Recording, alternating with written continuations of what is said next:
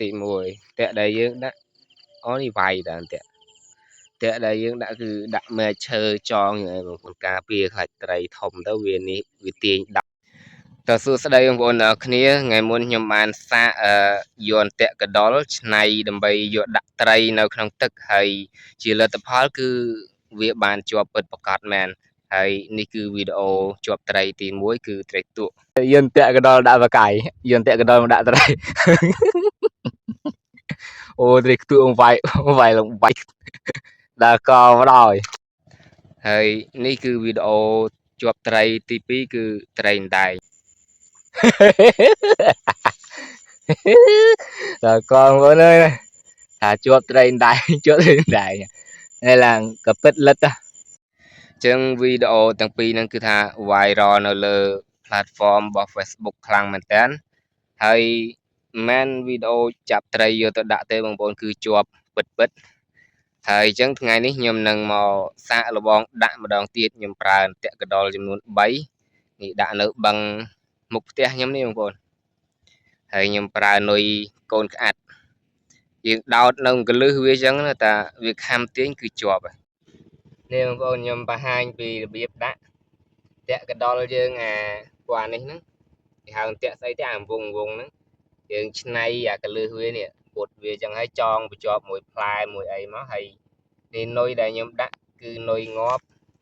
នុយកូនក្អាត់ងាប់បងប្អូនហ្នឹងហើយយើងចាប់ដើមដាក់មកវាមានអីពិបាកប៉ុន្តែបើត្រីធំអន្ទាក់នេះវាអត់មានបលាវាអត់មានថ្មិញអញ្ចឹងបើត្រីធំអត់ជាប់ទេមិនថាអត់ជាប់ប៉ុន្តែខ្ញុំដាក់ដែលជាប់មែនត្រីធំប៉ុន្តែបើត្រីតូចធានាបងប្អូនតាស៊ីជាប់ហើយពេលដែលយើងដាក់នេះកុំភ្លេចប្រើអានេះមួយផង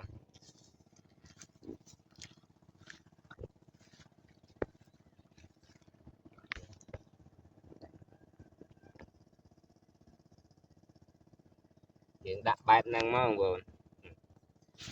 ហើយយើងនេះមួយចងចេះមក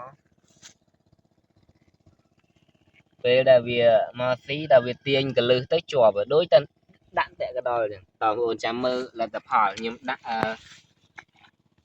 កន្លែងនេះមិញមួយហើយនៅត2ទៀតចាំមើលខ្ញុំមកមើលពេលយប់និងពេលព្រឹកចាំខ្ញុំថតឲ្យមើលថាបានឬមិនបានប៉ុន្តែដូចជាថ្ងៃមុនបានត្រីមែនតើបងប្អូនត្រី2ហ្នឹង3ត្រីក្រាញ់មួយទៀតប៉ុន្តែខ្ជិលដាក់វីដេអូត្រីក្រាញ់បាទចាំមើលនេះបងប្អូនក្បាលវីដេអូមិញអត់សូវច្បាស់ដោយសារថតរឿងឆ្ងាយអញ្ចឹងនេះខ្ញុំដាក់ឲ្យគៀកថតឲ្យមើលនេះគឺខ្ញុំតាក់កដុល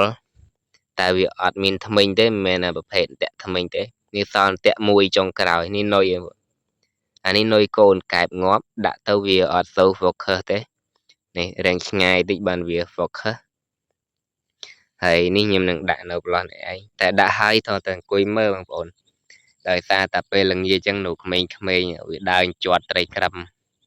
ចឹងខ្លាចជាប់វាចឹងដាក់ហើយតតែនៅអង្គុយមើលបងប្អូនប៉ុណ្ណាប៉ុណ្ណៃតើបងប្អូនព្រឹកហើយដល់ម៉ោងដើរមើលតាក់កដុលហើយតាក់កដុលដែលខ្ញុំ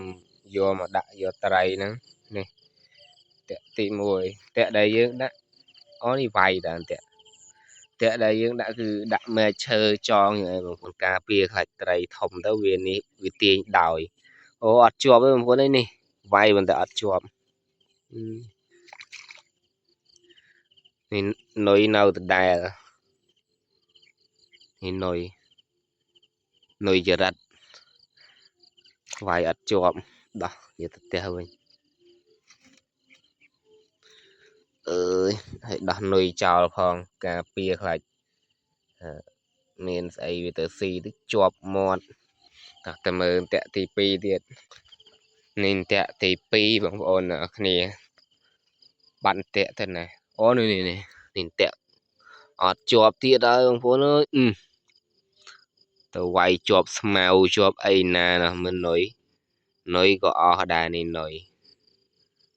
ស្ដាយអត់ជាប់ទេចាំមើលតាក់ទី3មួយទៀតបងប្អូនព្រោះអីថ្ងៃមុនខ្ញុំដាក់ជាប់វាយជាប់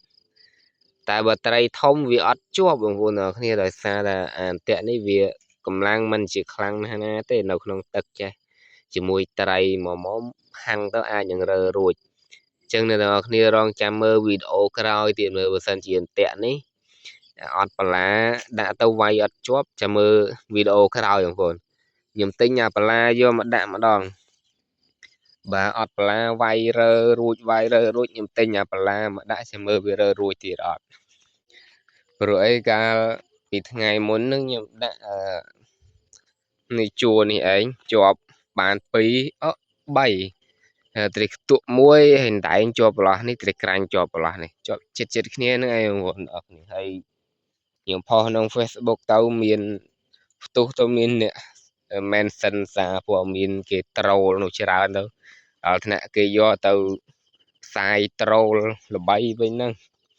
ហើយ view មួយចិត្ត1 M ក្នុង page ហើយខ្ញុំផុសវីដេអូដាក់អន្ទាក់ត្រីនេះតាក់ទី3បងប្អូនចាំមើលជាប់អត់បើសិនជាអត់អត់មែននេះបងប្អូនអត់បានត្រីទៀតហើយអញ្ចឹងអន្ទាក់នេះ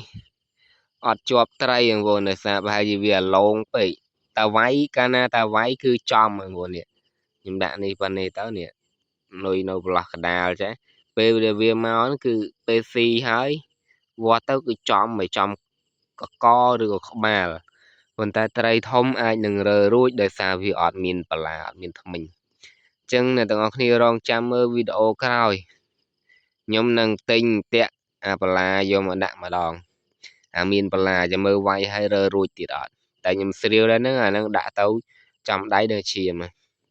តោះរងចាំមើលវីដេអូក្រោយទាំងអស់គ្នាបងខ្ញុំដាក់អាមានបន្លា